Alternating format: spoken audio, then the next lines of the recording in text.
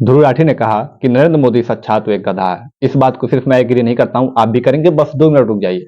आज से करीबन 5 दिन पहले भारत सरकार की तरफ से नोटिस आता है कि भारत में पर्याप्त मात्रा में क्रूड ऑयल एलपीजी उपलब्ध हैं, अफवाहों में ना फंसें। लेकिन ठीक उसके 2 दिन बाद ईसीए लागू हो जाता है, जिससे एलपीजी गैस के दामों में काफी उछाल आता है, बढ़ोतरी होता है, जिससे भारत देश में 50% एलपीजी के प्रोडक्शन ठप हो जाते हैं, कई सारी इंडस्ट्रियां बंद हो जाती हैं और कई लाख लोग बेरोजगार हो जाते हैं। अब जिन्हें नहीं पता है ये क्यों हो रहा है, उन्हें मैं बताऊं कि भारत देश 50 से 60% एलपीजी विदेशों से इंपोर्ट करता है, जो स्टेट ऑफ हार्मोज से होकर भारत आता है। अभी उस रास्ते को ईरान ने भारत के लिए अवरुद्ध कर दिया है और भारत स्टेट ऑफ हार्मोज के रास्ते कोई भी एलपीजी भारत नहीं मंगा सकता है, जबकि उसी रास्ते को ईरान ने अन्य देश के लिए जैसे चाइना के लिए खोल रखा है। चाइना उस रास्ते से एलपीजी इंपोर्ट कर सकता है।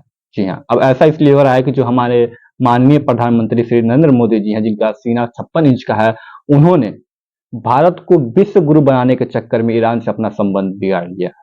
जी हाँ, लेकिन सबसे बड़ी बात क्या है कि जब भारत देश में इतना भगदड़ मचा हुआ है अपने देश में, तो आखिर हमारे प्रधानमंत्री मोदी जी कहाँ हैं? तो मैं आपको बताऊं कि मोदी जी अभी केरला गए हुए हैं और केरला में वो वोट मांग रहे हैं, कह रहे हैं कि अगर उनकी पार्टी वहां पे जीतती है तो वो केरला का नाम बदल के केरलम रख देंगे। जी हाँ, चलिए इसे साइड में रखते हैं और मैं आपको बताऊं कि हम सभी देख रहे हैं कि आए दिनों मोदी जी कहाँ पे क्या करेंगे, भारत देश किससे संबंध रखेगा, किससे व्यापार करेगा, इस पे मोदी जी का अधिकार नहीं है।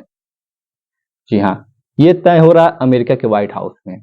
माननीय ट्रंप जी कर रहे हैं। जी हाँ, माननीय ट्रंप जी कर रहे हैं।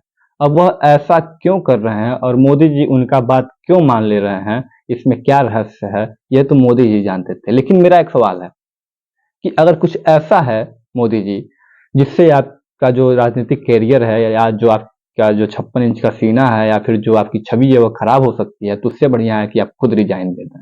क्योंकि आज तक भारत देश के इतिहास में कोई ऐसा प्रधानमंत्री नहीं बना था जिसके ऊपर दबाव किसी अन्य देश का हो। हमें याद है कि इंदिरा गांधी अमेरिका में ही जाके बोली थी कि अमेरिका तय नहीं करेगा कि भारत देश किससे संबंध रखेगा, किससे व्यापार करेगा, भारत खुद सक्षम है।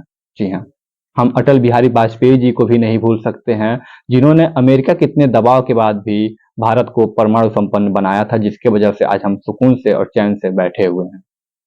जी हाँ, तो आखिर ऐसी क्या चीजें हैं, क्या ऐसी जो आप गुल खिलाए हैं, जिस जो माननीय ट्रंप जी के पास है, जिसकी वजह से आप इतने डरे हुए हैं, इतने दबे हुए हैं?